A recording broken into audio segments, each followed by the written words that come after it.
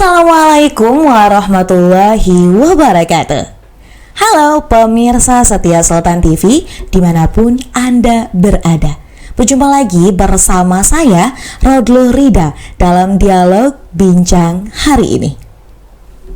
Pemirsa, tak terasa sudah 3 pekan lebih masyarakat Indonesia telah melewati hajat demokrasi 2024. Ada banyak gejolak yang terjadi antar aktor politik maupun antar pemilih. Namun, ternyata pasca pemilu ini ada dampak tersendiri bagi kesehatan mental. Salah satunya post-election stress disorder atau gangguan mental pasca pemilu.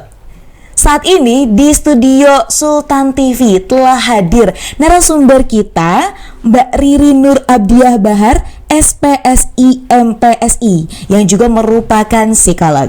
Assalamualaikum Mbak Riri. Waalaikumsalam Mbak Rida.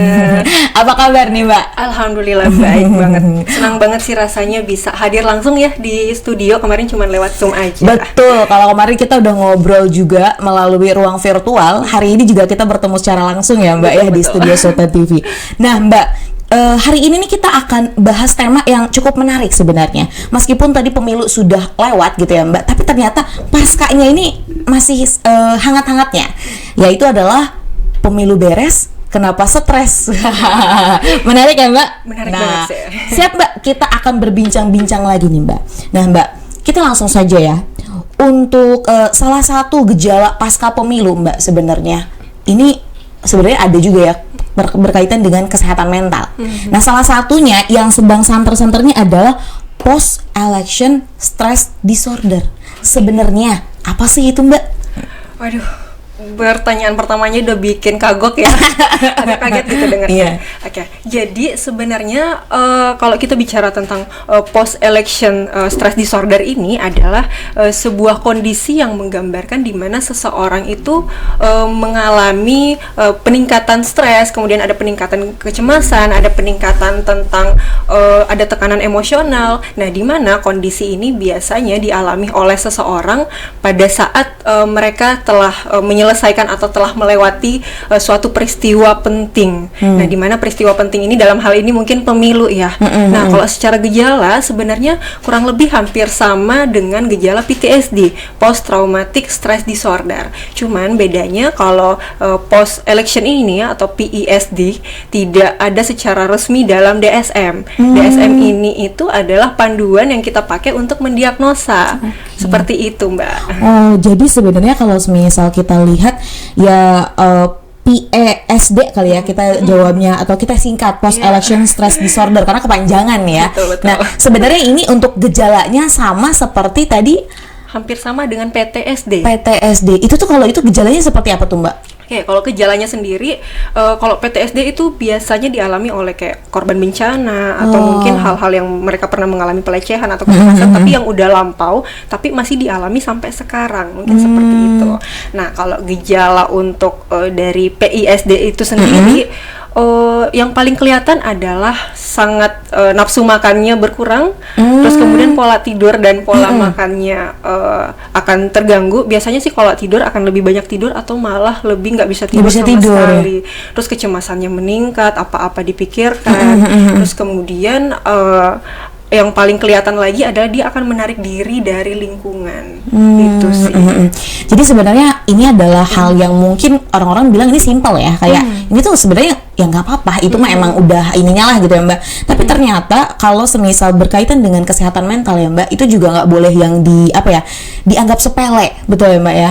Nah, kalau tadi kita sudah tahu tentang gejala dari post election stress disorder itu, selanjutnya nih Mbak, sebenarnya penyebabnya nih gitu, penyebab bener-bener kayak pastinya nih apa sih selain masalah pemilu aja gitu. Oke. Nah, kalau kita bicara tentang penyebabnya itu sendiri, mungkin sebelum kita bahas tentang penyebab, kita akan bicara dulu tentang apa sih motivasi seseorang, kenapa akhirnya dia mau terlibat dalam kontestasi politik ini.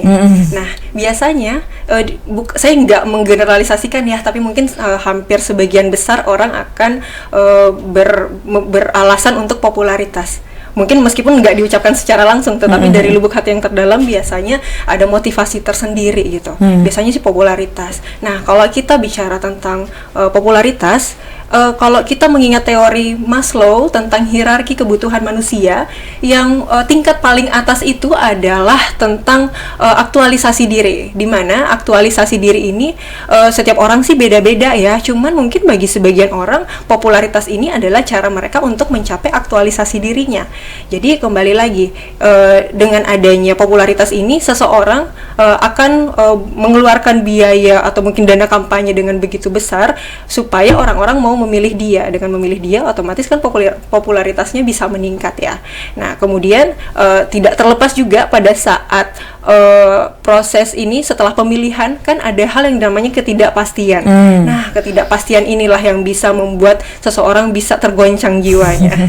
Itu yang pertama. Terus kemudian yang kedua, setelah ketidakpastian adanya berita-berita di media sosial, di televisi, dan berbagai hal yang bisa juga memunculkan reaksi-reaksi dalam diri yang bisa mengarah ke PESD tadi. Seperti itu, Mbak. Nah, kalau tadi kan kita melihat dari penyebabnya ya, Mbak ya. Mungkin ini yang kalau tadi pernyataan Mbak yang pertama itu mungkin dirasakan oleh para kontestan politiknya ya, Mbak ya. Cuman untuk kita sebagai pemilihnya nih, Mbak, kadang tuh kita ngelihat gini, di sosial media bertebaran mungkin ujaran kebencian dan yang lain-lainnya. Kadang meskipun kita hanya sekadar melihat, kita tidak ikut turut serta mengkomentari gitu ya, Mbak ya. Tapi ternyata itu menguras energi loh, Mbak. Betul sekali. Kenapa sih Mbak bisa gitu? Rasa-rasanya kayak aduh, melihat apa ya, huru hara tuh kayak ya udah sih gitu, tenang aja gitu. Itu tuh tanggapan selaku psikolog tuh seperti apa, Mbak? Karena memang tanpa disadari kejadian yang kemarin, peristiwa ini adalah pesta rakyat ya, dimana pesta rakyat ini pasti sangat menguras emosional. Betul. Artinya bagi yang menang mereka akan merayakan kemenangannya, euforia, senang, bahagia. Tapi bagi yang kalah pun mereka juga akan merasakan kesedihan, ada rasa putus asa mungkin, dan itu biasanya berlangsung lama. Nah, bukan cuman itu, bagi si pemilih pun bakal akan merasa kebingungan. Iya, betul, itu kan betul. Emosional juga ya, ada rasa kebingungan. Terus saya juga sempat melihat di di sosial media ada seorang influencer kalau nggak salah, influencer ini berkomentar tentang kekesalannya dia, kenapa ya di jalan ada banyak baliho yang bertebaran dan ada rasa kemarahan yang muncul ingin membakar katanya. Itu bukan kata saya ya. Kata itu ya influencer ya, Mbak. Betul. Jadi memang ternyata berpengaruh juga ya, Mbak ya, dan itu memang mau tidak mau pemirsa Sultan TV, namanya juga pemilu ya, Mbak, ini juga dirasakan oleh seluruh masyarakat Indonesia, baik itu pemilih maupun aktor-aktor politiknya. Ya namanya hal-hal yang mengganggu pikiran kita pasti tentu ada ya, Mbak ya. Kita balik lagi nih, Mbak, terkait dengan post election stress disorder. Sebenarnya, Mbak, istilah ini tuh sejak kapan sih gitu, santernya gitu? Oke. Kalau ditanya sejak kapan saya juga nggak bisa jawab ya pastinya, tanggal pastinya nggak tahu sejak kapan. Cuman memang belakangan ini, beberapa tahun belakangan ini, di negara-negara yang memang ketegangan politiknya itu sangat tinggi, sangat besar, itu rentan terjadi adanya PESD ini. Gitu. Jadi kalau untuk ramainya sih sebenarnya biasanya ya kalau pemilu-pemilu pasti ramai ya, Mbak. Bukan hanya di Indonesia. Kalau saya lihat sumber sih, Mbak, ini ternyata ramainya juga di negara-negara lain pun sama gitu. Tentang PESD ini gitu ya. Nah, kita kembali lagi, Mbak. Apakah si PESD ini atau post election stress disorder ini termasuk ke dalam gangguan mental yang cukup berbahaya? Oke, kalau dibilang termasuk atau enggak, sebenarnya ini kembali lagi, kalau ini tidak ada di dalam DSM tadi, tetapi apabila dibiarkan juga dampaknya nggak baik juga, karena bisa menyebabkan banyak gangguan lainnya. Mungkin seperti itu, Mbak, kalau saya menjawab pertanyaan ini. Jadi sebenarnya kalau misal apakah ini akan berbahaya, tentunya kalau untuk tadi yang DSM ya, Mbak ya? Iya, DSM. Itu belum ada ya kalau ke situnya, cuman tadi namanya juga masalah kesehatan mental, mungkin ya, Mbak ya, ini bisa berpengaruh buruk kalau misal terlalu lama dibiarkan atau tidak diobati. Betul. Nah, kemudian Mbak, upaya apa nih, Mbak, yang dapat kita lakukan ketika kita ini mengalami post election stress disorder? Oke, pada saat kita mengalami hal tersebut, tentu yang bisa kita lakukan adalah kita tetap terkoneksi sama sekitar. Karena pada saat itu biasanya pikiran kita penuh, emosi kita udah campur aduk, dan kalau nggak ada media katarsis, paling nggak cerita deh sama orang terdekat, kita akan kewalahan sendiri gitu untuk menyimpannya. Jadi memang jangan ragu, jangan malu, jangan sungkan untuk meminta bantuan atau dukungan dari orang sekitar. Dan jangan malu juga kalau memang dirasa udah nggak maksimal nih, kita bisa datang ke profesional seperti psikolog ataupun psikiater. Tapi ada kok beberapa hal sederhana yang bisa kita lakukan di rumah. Misalnya coba untuk mindfulness, semacam meditasi atau yoga mungkin bahasa sederhananya.